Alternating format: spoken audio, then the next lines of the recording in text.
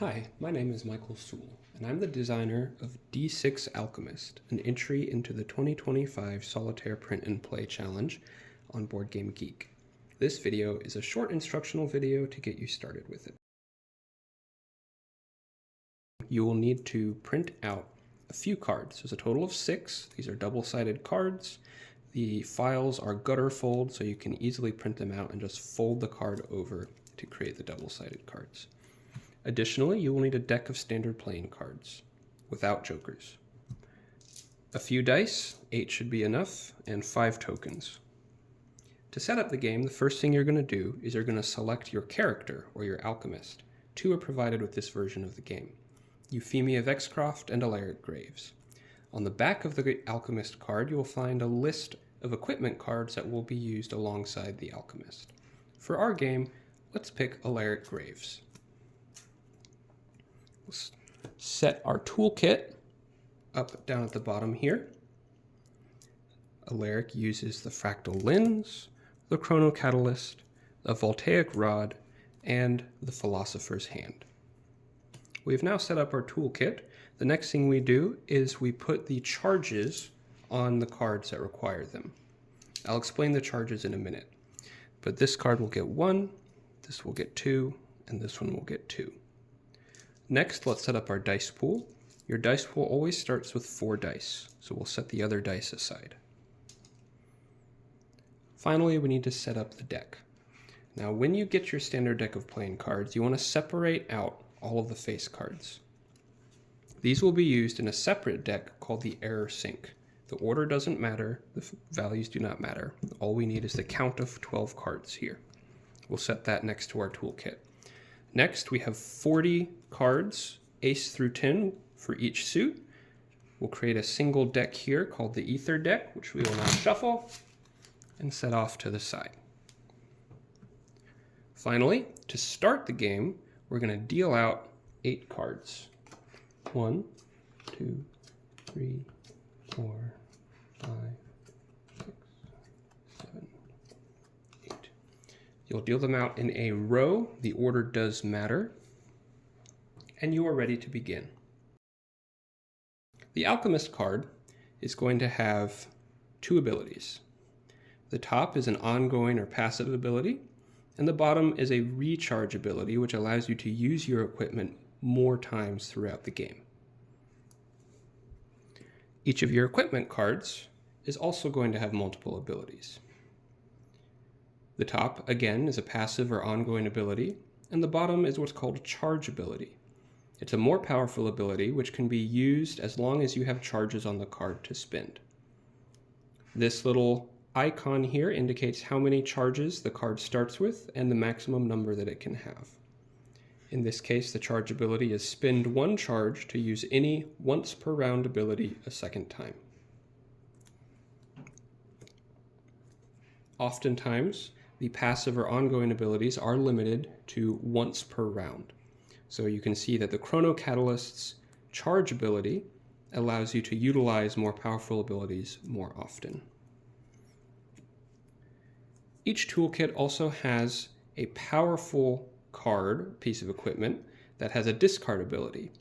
It only has a single ability, but in order to use this, you simply discard it from the game to gain the effect. It can only be used once.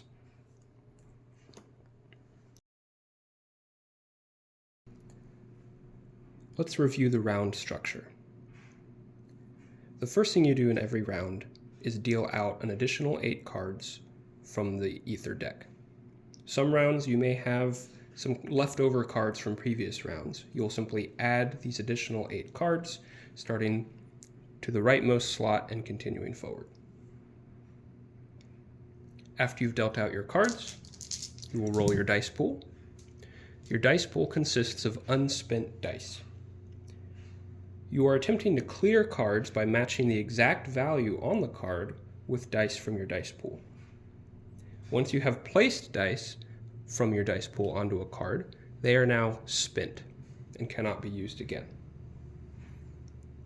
Each card can take 1 or more dice in order to meet its value.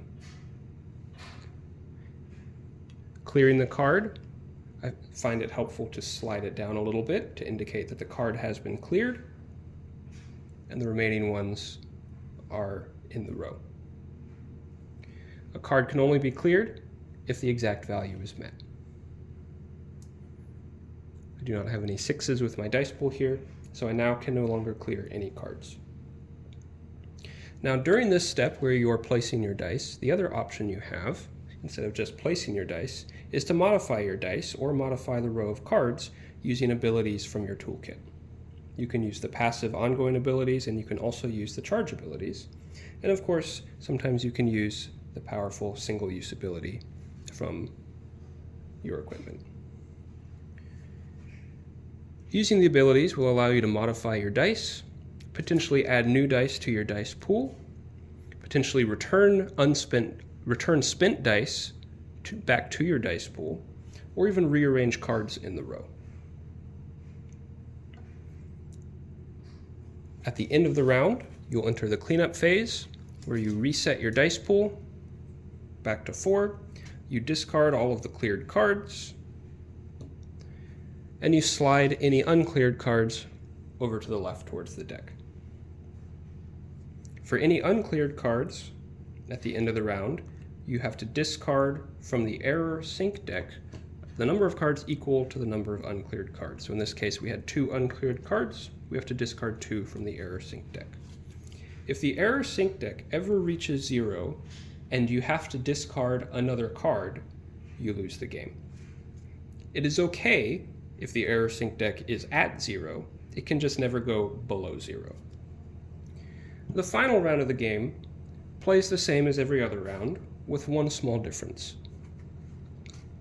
At the end, when you are clearing cards and cleaning up, you remove all of the cleared cards,